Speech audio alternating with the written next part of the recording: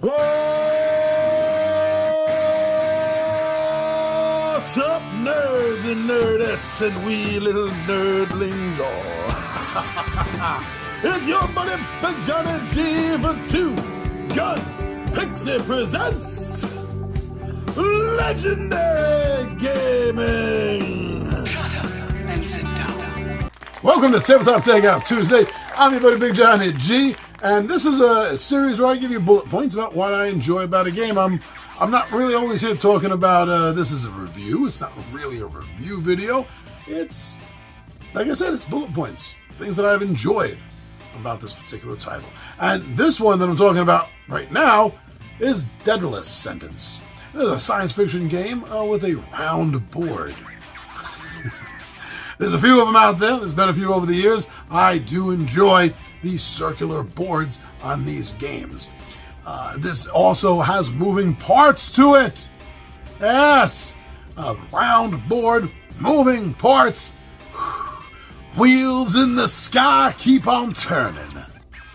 Now, if I had even tried to sing that a little bit, it probably would have been a copyright strike against me. Who cares? This is a non-monetized channel.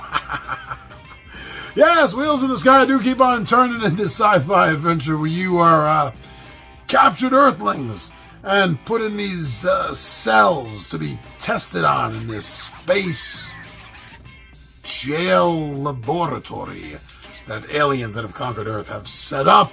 And me and the 20-Sided Warriors have really enjoyed getting through this game. It's a great, fun game of escape.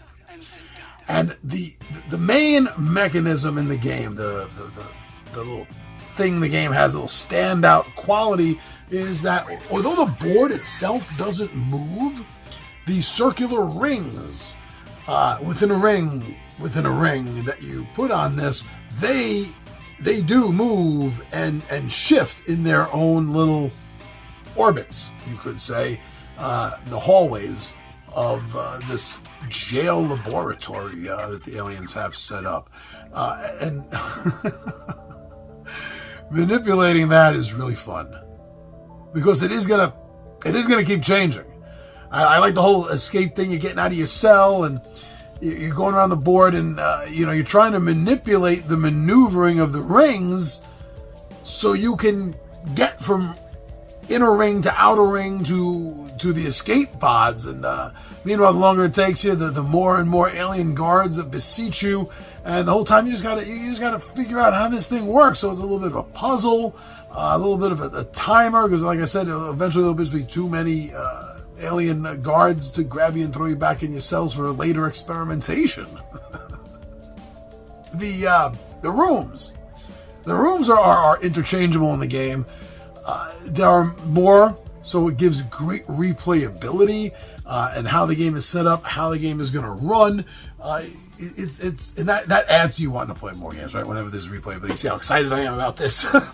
There is a lot of replayability thanks to that. It changes things up, but it's not. I mean, the replayability is not just so you can play again, but it's giving you replayability in the sense that the way you're going to experience things is going to be an entire different run from cell to pod for you every time, and that just really helps ensure that the game is going to be just as fun, if not more fun, than the last time you took that suicidal run. And being a one escape, all escape or all lose kind of game adds on even more pressure, and I like a little bit of pressure in a game.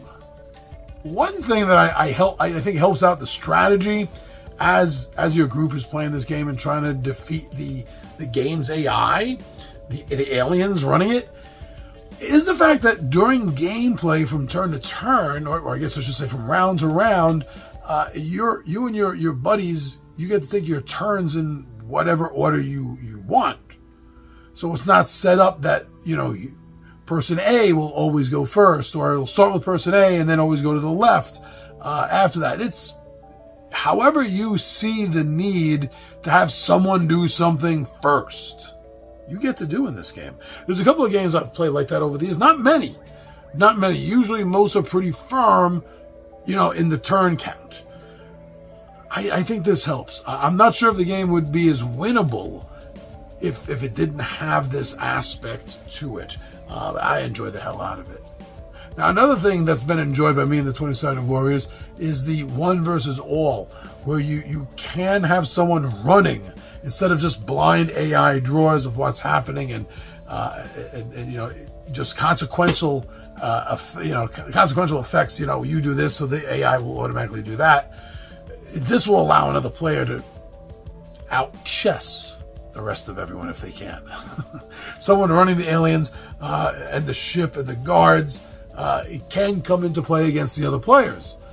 So that's another thing I really enjoy when a game does that. When a game has a set play against the game itself like this, but then you can add another player and suddenly they take over for the game, making it that one versus all, from a cooperative game to a one versus all. Maybe it's the fact that I'm an old DM, an old D&D grognard here. Maybe that could contribute to why I enjoy this so much, but it always does add to the wow factor, to the bonus factor, to the thumbs up factor, as far as I'm concerned, whenever a game like this does that. I'm not sure if this was, I definitely wouldn't call this a gateway game. Maybe a mid-gate game. This is the foyer, after you get through the entrance gate, the foyer gate, then you get into the hallway gate. Maybe something like that. But it's fun. And you will be challenged by this game. You will be challenged even more so if you're lucky to have a good DM, GM's kind of player to play against you all. Any way that you run this, it's going to work. Even if you run it one player, you're going to have a good, enjoyable time. You're going to see how this is going to work in all levels. It just does. It does. One player, cooperative, one versus all. This game, I think, deserves a little bit more love than it gets. And honestly, as an end note here, I think I want to say that one reason I believe this game goes from negative press to good but kind of on the fence press is the size. I've heard several reviewers over the years, even if they don't, well, some of them have panned it, but even the ones that haven't panned it, always have negative things to say about this pizza box. If you've ever ordered a family-sized, super large pizza, this is the kind of box that you get and it's that big. And yeah, it's a little awkward on the shelf, but it works.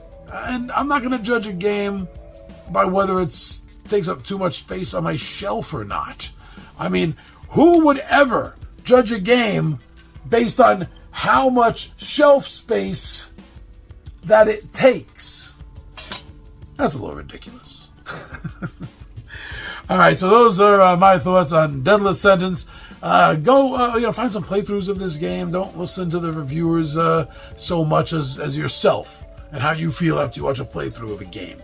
That'll give you the best idea, best attitude of whether the game is going to be fun for you and your group. So go watch some playthroughs, learn a little bit more, and come back and let me know what you think of Daedalus Sentence.